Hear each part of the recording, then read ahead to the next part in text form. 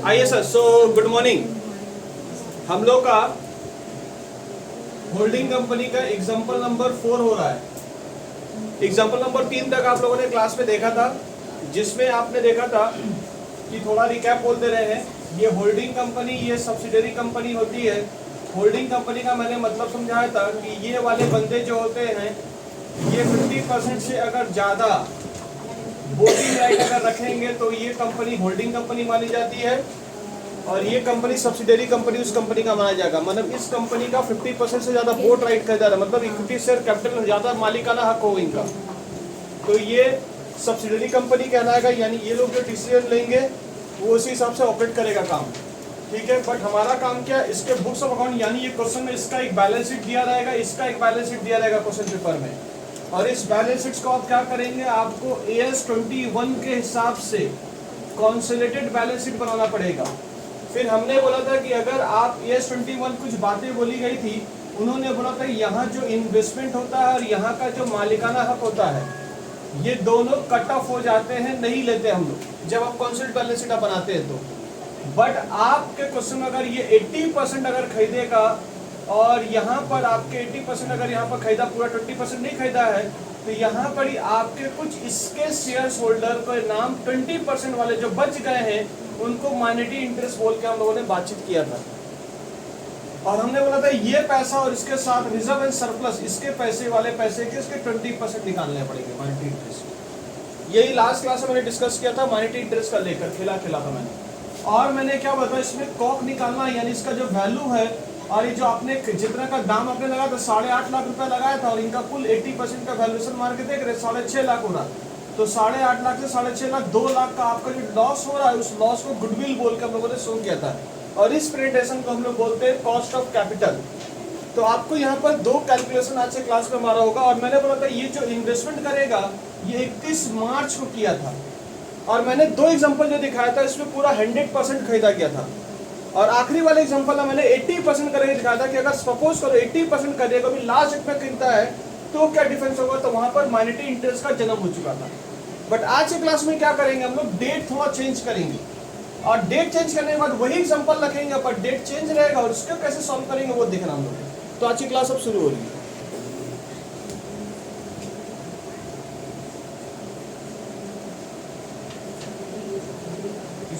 छुट्टी मार बाप रे बाप, तो सीट बुक करा लग रहा है,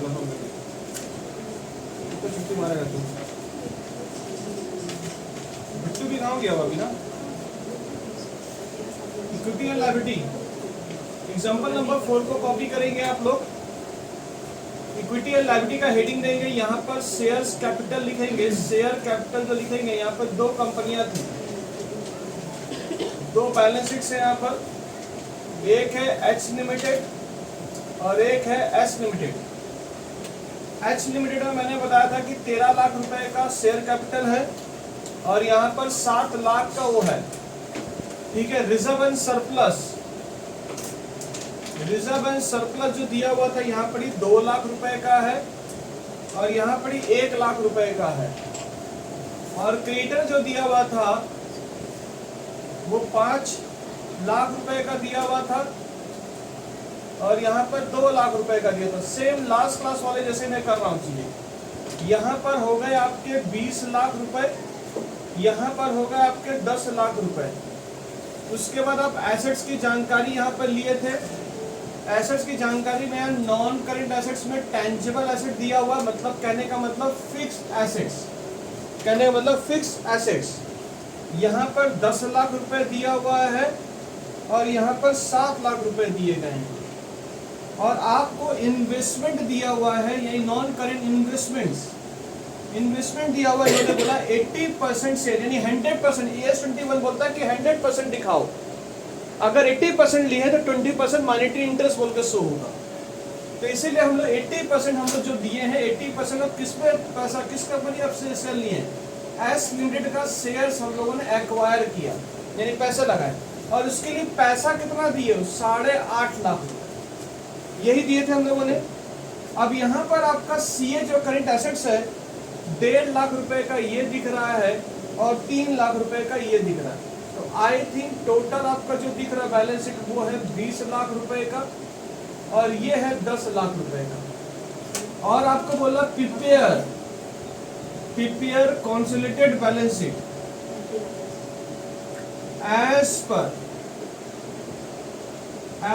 पर अकाउंटिंग स्टैंडर्ड 21 के तहत। इसमें एक जानकारी और मैं दे दे रहा हूं, चलो मैं थोड़ा क्वेश्चन में लेंथ बढ़ा रहा हूं सर। डेट के लिए आज मैं डेट के बारे में सिखाना चाह रहा हूं। ये बैलेंस शीट का डेट है साहब 31 मार्च 2023 और आपने खरीदा था 1 अप्रैल 2022, यानी ये शुरुआती दिनों के बारे में घटना हो रही है। 1 अप्रैल 2022 और यहाँ 31 मार्च 2023 हो रहा है। और आपने शेयर जो यहाँ एक्वायर किया है, ठीक है, और एक्वायर करने का दिन कब बता रहा है? 1 अप्रैल। यहाँ भी मैंने मेंशन कर दिया और यहाँ भी मैं मेंशन कर रहा हूँ 2022 में।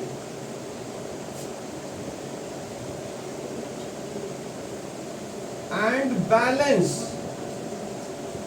ऑफ रिजर्व एंड सरप्लस, उस दिन का balance reserve surplus of S limited में रुपीस है 40,000 रुपए का, ये है। और आपको बोला गया प्रिपेयर कंसोलिडेटेड बैलेंस शीट आप कर दीजिए और कुछ आपका इन्फॉर्मेशन दिए गए हैं। रिजर्व सरप्लस इतना 40 दिया हो, प्लीज इसे नोट डाउन जल्दी से कर लो।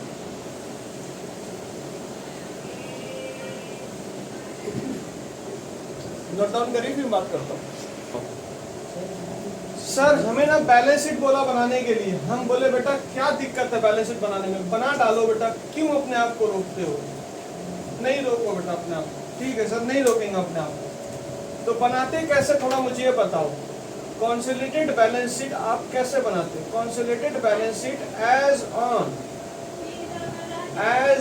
31 मार्च आपका जो रहेगा 2022 की 23 साहब पर्टिकुलर्स। मुझे बताइए इक्विटी एंड लायबिलिटीज जिसके अंदर शेयर होल्डर फंड आता है, शेयर होल्डर फंड के अंदर क्या लिखते हो? Share capital and reserve and surplus. मैंने तो पहले ही आपको बता दिया कि शेयर कैपिटल सिर्फ इसके होंगे, ना ये इन्वेस्टमेंट उठाएगा ना ये शेयर कैपिटल उठाएगा, एस कैपिटल उठाएगा, तो ये दोनों आपस में तो बातचीत नहीं करेंगे। तो मतलब शेयर कैपिटल में रुपया तो 13 लाख रुपया कोई रोक नहीं सकता। दूसरी बात, रिजर्व एंड सरप्लस में मेरा है चर्चा आपके साथ, यानी डिस्कशन मुझे करना है। प्लस इसमें माइनॉरिटी इंटरेस्ट आएगा कि नहीं आएगा? साहब आएगा। क्यों आएगा? क्योंकि 80% आपका अकाउंटिंग स्टैंडर्ड बोला कि 100% एक्वायर करिए तब चलेगा। और माइनॉरिटी इंटरेस्ट को देख रेख करिए, क्योंकि वो माइनॉरिटी इंटरेस्ट अभी भी जिंदा है वहां पड़ी, तो उनको फेंक नहीं देना, उनको अपने यहाँ पर बैलेंस शीट पे शो करना होगा। तो माइनॉरिटी इंटरेस्ट बोलकर एक हेडिंग आप देंगे यहाँ पड़ी, इसमें कितना पैसा रिकॉर्ड होगा ये भी चर्चे का विषय है। यानी यहाँ पर 2 बातें अगर आप सीख लोगे तो आपके काम बन जाएंगे। बाकी बैलेंस शीट में और कुछ भी नहीं है। उसके बाद आप लिखते हो नॉन करेंट लायबिलिटी, उसके बाद आप लिखते हो करेंट लायबिलिटी। करेंट लायबिलिटी का ज्यों का त्यों पैसा जो दिख रहा 7 लाख रुपए आप डाल दो। ओके, एसेट साइड में आप जाइए, नॉन करेंट एसेट्स का हेडिंग देंगे। टेंजिबल एसेट्स का ही दूसरा नाम होता है फिक्स एसेट्स, जिसमें फिक्स एसेट्स में आपको जो दिख रहा, मतलब टेंजिबल में क्या दिख रहा आपको? सर टेंजिबल एसेट्स में मुझे 17 लाख रुपए दिख रहा। ओके, लिख डालो 17 लाख रुपए, यानी दोनों को कंसोलिडेट कर रहे हैं। आपको इन्वेस्टमेंट नहीं लेना है क्योंकि ये चर्चा का विषय हमारा नहीं, ये कोक का कैलकुलेशन आ गया। ये वाला और ये वाला कुछ कोक के बात आएंगे, कुछ मॉनेटरी इंटरेस्ट से बात आएंगे। तो यहीं से कुछ चर्चाएं हमें खोजना है और ये चर्चा ऐसे रहेगा। ये चर्चा कैसे देखना है? ये चर्चा ऐसे देखना, सिर्फ इसी पर ध्यान नहीं देना। ये भी आपके पैसे कहां से, क्योंकि मालिक का हिस्सा यहाँ भी छुपा हुआ है। ओके, और कुछ रिजर्व एंड सरप्लस में पॉइंट यहाँ भी दिया हुआ एस लिमिट का। ओ, इसीलिए तो, हाँ इसीलिए यहाँ भी कुछ बातें बोली गई हैं। आपके हो सकता है यहाँ इनटेंजिबल एसेट्स हो सकता है, आ सकता हो, ठीक है, ये आ सकता है। उसके बाद आपके करंट एसेट जो है करंट जोड़ के आप लिख सकते हैं 4.5 लाख रुपये, ये हो गए 4.5 लाख रुपये। बस साहब बस। अब मैं थोड़ा आपसे बातें करूं, अब मेरा मेन टॉपिक शुरू हो रहा है। अगर ये हो जाए तो मेरा काम बन जाए। इतने चीजों के लिए मुझे सिर्फ करना पड़ता है, ये पैसा मेरे को कोक देता है, कोक यानी कॉस्ट ऑफ कैपिटल। तो कॉस्ट ऑफ कैपिटल कैसे देगा? तो इसका वर्किंग नोट आप कैसे बनाएंगे? वर्किंग नोट आपका बनेगा 1। और इसमें सुनिए भाई साहब, ध्यान सुनिएगा, आपने इन्वेस्टमेंट्स इन एस लिमिटेड में कितना का किया था, और आप क्या कैलकुलेट कर रहे हो, आप कैलकुलेट कर रहे हो कॉस्ट ऑफ कैपिटल। ओके साहब, कितने रुपए का आपने इन्वेस्टमेंट किया मुझे साहब बताएंगे। आपने इन्वेस्टमेंट किया 8.5 लाख रुपए का, पर 8.5 लाख आप पूरे शेयर लिए हो कि 80% के लिए हो? तो यहाँ पर जो लेस करेंगे वो लेस ऐसे करेंगे। अब सुनो साहब, इसमें झमेला क्या हुआ? झमेला ये हुआ है कि आपका बैलेंस शीट, यानी आपका बैलेंस शीट बनाने बोला गया 2023 में, और आपने कंपनी को खरीदा कब है? कंपनी को खरीदा है 1 अप्रैल 2022 में। तो यहाँ पर कोक का जो कैलकुलेशन होता है, यहाँ पर कोक का कैलकुलेशन इस दिन में होगा या इस दिन में होगा, मैं आपसे ये जानना चाहता हूँ, क्योंकि बैलेंस शीट तो बनाने यहाँ बोला है और कैलकुलेशन जो करने बोला कोक का यहाँ पर आपका, यानी इनकॉर्पोरेशन का जो डेट होता है, calculation of cost of capital का दिन वही होता है जिस दिन आपने एक्वायर किया है उस दिन लेना होगा। तो कोक को कैसे निकालते तो मुझे बता सकते हैं? मैंने इसको निकालने का तरीका बताया था। आपने कितने का इन्वेस्टमेंट किया है उससे माइनस कर दीजिए उनके एसेट्स, यानी उनके फिक्स एसेट्स, प्लस करेंट से माइनस करें लायबिलिटी। ये वाला पैसा माइनस करके भी कर सकते हैं, अथवा आप क्या कर सकते हैं, इक्विटी शेयर्स कैपिटल और रिजर्व एंड सरप्लस के पैसे को ले सकते हैं। तो मैंने बोला कि आपके जो बैलेंस शीट का जो डेट दिया वो फिक्स एसेट्स का यहाँ का डेट दिया हुआ है और करेंट लायबिलिटी का डेट यहाँ का दिया हुआ है, यहाँ का डेट नहीं है। इस वजह से ये वाला टेक्निक अप्लाई नहीं हो पाता है। इसीलिए हम लोग बोलते हैं सबसे बेटर ऑप्शन जो होता है आपका, वो हमेशा यहाँ से डील किया करो। दो हालांकि तरीके दो थे, पर इस दिन का फिक्स एड हम लोग के पास नहीं। अगर इसी दिन हम लोग बैलेंस शीट का भी डेट रहता और इसी दिन एक्विजिशन का भी डेट होता तो हम लोग यहाँ पर एसेट्स वाले तरीके से लेके कर सकते थे काम को। बट यहाँ पर ये ऑप्शन आपको अवेलेबल नहीं रहेगा, आपको ये वाले ऑप्शन से आपको माइनस करना पड़ेगा। और पहले इसलिए मैं बोला सबसे सेफ साइड आपका यही रहता है। तो सर यहाँ पर कितना होगा थोड़ा बताएंगे? यहाँ पर मुझे बताइए, equity shares capital S limited कितने हैं? 7 लाख रुपए। इनके कितने परसेंट आप यहाँ पर लोगे? तो मैं इस तरह से लिख सकता हूँ, ऐसे लिख सकता हूँ, equity shares capital and reserve and surplus of किस कंपनी के? एस लिमिटेड के। कितने होंगे? 7 लाख रुपए प्लस 1 लाख। मैं क्या सही कर रहा हूँ कि गलत कर रहा हूँ? साहब आप अभी भी गलत कर रहे हो। कैसे साहब? इस दिन में उनका रिजर्व एंड सरप्लस कितना था? 40,000 रुपए। साल के बीच में यहाँ पर इनका 1 लाख रुपए दिख रहा है क्लोजिंग आते थे, यानी इस दरमियान उनका प्रॉफिट कितना हुआ है? 60,000 रुपए। मैंने इस यानी आपको 1 लाख पे बात नहीं करनी है, आपको जिस दिन एक्विजिशन हुआ उस दिन उसका प्रॉफिट कितना दिख रहा है? उस दिन आपका प्रॉफिट जो दिख रहा है वो 40,000 रुपए दिख रहा है। और इसके ऊपर आप क्या करेंगे? इसके ऊपर आप 80% का प्रयोग करेंगे। तो मतलब आप 7 लाख तो दिख रहा, पर ये वाला पैसा लेंगे कि ये वाले पैसे का कुछ डिटेल दिया हुआ है, ये वाले पैसे का कुछ डिटेल दिया कि 40,000 का आपने किया क्योंकि परचेस का डेट यहाँ पर है। तो कोक का कैलकुलेशन में मैं कौन से पैसे के रिजर्व सरप्लस का लूँ? रिजर्व सरप्लस का पैसे ये पैसे उठाऊंगा। क्लियर है बात? समझा? ये 60,000 रुपया तो इस दरमियान हमने खरीदा है। जिस दिन आपने खरीदा उस समय रिजर्व सरप्लस में कितना प्रॉफिट था? 60,000 रुपया। वो पैसा कैलकुलेशन प्रॉफिट हो जाएगा, ना कि 1 लाख। क्लियर है बात? डेट इज मायने रखता है, तो डेट को ध्यान देंगे। और आखिरी वाले में क्या हुआ था? आखिरी वाले में तो हम लोग इसी वाले को डायरेक्ट बात करते थे रास्ता से, पर अभी डेट मेंटेन करना पड़ेगा, समझना पड़ेगा। तो मुझे थोड़ा बताएंगे इसमें कितना पैसा आ रहा? 7,40,000 इंटू 80% करेंगे, कितना रुपया हम लोग का पैसा बन रहा था? 7,40,000 इंटू 80% करेंगे 5,92,000 रुपए, 592,000। 8.5 लाख में से 592,000 अगर करते हैं तो हम लोग का 258 जो आ रहा है, दिस इज माई गुडविल। ओ यानी ये मेरा आ गया 258,000, ये मेरा आंसर आया गुडविल के हिसाब से। ठीक है साहब, मुझे ये बताओ, मैं अभी भी जानकारी हासिल करना चाहता हूँ, मॉनेटरी इंटरेस्ट में कितने पैसे दिखाऊं? मॉनेटरी वाले को कितना दिखाऊं? तो आइए सर, मैं अगला कैलकुलेशन क्या करूंगा? अगला कैलकुलेशन करूंगा मैं कैलकुलेट मॉनेटरी इंटरेस्ट। एक एक केस को मैं सिखा रहा हूं आपको। मुझे बताओ, equity shares capital of S limited के कितने थे? 7 लाख रुपए। इसके कितने परसेंट आप लोगे? 20% लोगे। कोई दो राय है इसमें? नहीं साहब। तो 7 लाख के इंटू 20% अगर करते हैं तो 1,40,000 रुपए, 1,40,000 रुपए। ठीक है, प्लस प्रॉफिट में से क्या तुमने पूरे प्रॉफिट ले लिए 40,000 का, कि इसमें से तुम 80% लिए हो? 80%।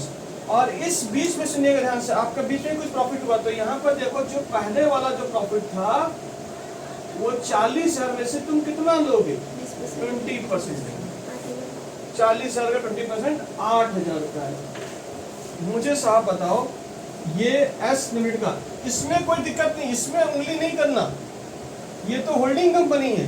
जो झमेला इसी में, इसका 40,000 रुपए का एक तो पहले से है, जिस दिन एक्विजिशन हुआ वो तो कोक के कैलकुलेशन में गया, प्लस कोक के कैलकुलेशन में गया कितना परसेंट? 80%। और 20% जो रहेगा वो माइनॉरिटी इंटरेस्ट में जाएगा साहब। बातें समझ में आ गई क्या बोलना चाह रहे हैं हम लोग? तो ये वाला पोर्शन मैंने यहाँ पर डाल दिया। मुझे बताओ क्या इस साल में और भी कुछ प्रॉफिट हुआ एस्टिमेट में? कितना प्रॉफिट हुआ आपका? एक प्रॉफिट और हुआ 60 है, इसका भी माइनॉरिटी इंटरेस्ट वालों को कितना मिलेगा? 20% मिलेगा। अब जानते हैं इसका नामकरण हुआ, दो प्रॉफिट का एक नामकरण हुआ, यानी जिस दिन आपने खरीदा है उस दिन जो प्रॉफिट हो रहा है उस प्रॉफिट को हम लोग बोलते हैं प्री, और खरीदने के बाद जो प्रॉफिट जनरेट होता है उससे बोलते हैं पोस्ट।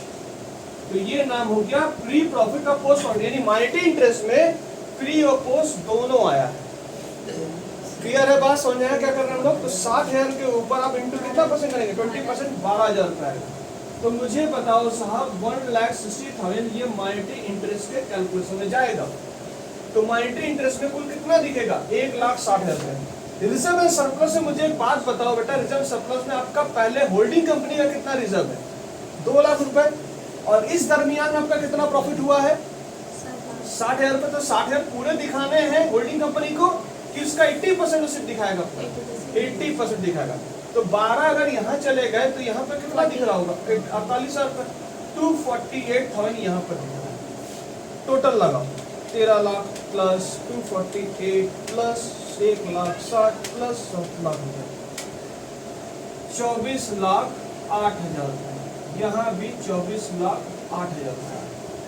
तो मोरल में स्टोरी आपने क्या समझा इस क्वेश्चन में? अब आपके देखो डेडली क्वेश्चन सब चालू हो रहे हैं, चीजों को लेकर थोड़ा समझने वाली बातें हैं। मैं ज्यादा इसमें अनकॉन्सेप्टेड कुछ चीजें नहीं है, इसमें बहुत सुविधा वाली चीजें हैं। कोक का मतलब क्या होता है? Cost of capital. Cost of capital का मतलब क्या होता है? आपने कितना इन्वेस्टमेंट किया उसे लिख लीजिए। आपने कंपनी का कितना शेयर एक्वायर किया है, इक्विटी शेयर कैपिटल में कोई झमेला नहीं, उसके 80% आप उठाओ। प्रॉफिट वाले जो 1 लाख रुपया दिख रहा है इस पर थोड़ी बातचीत समझने की कोशिश करो। 1 लाख का जिस दिन आपने खरीदा था उस दिन का प्रॉफिट कितना था, क्योंकि ये मिक्स है इसके अंदर। तो इसके अंदर पहले प्री निकालो और पोस्ट निकाल लो।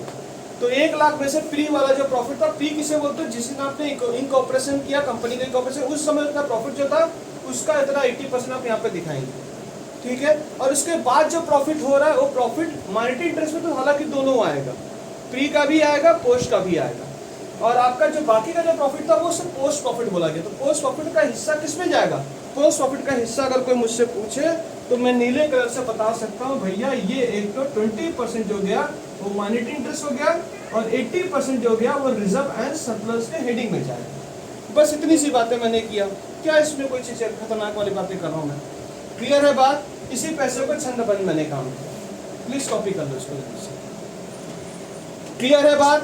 समझ में आया क्या बोल रहे?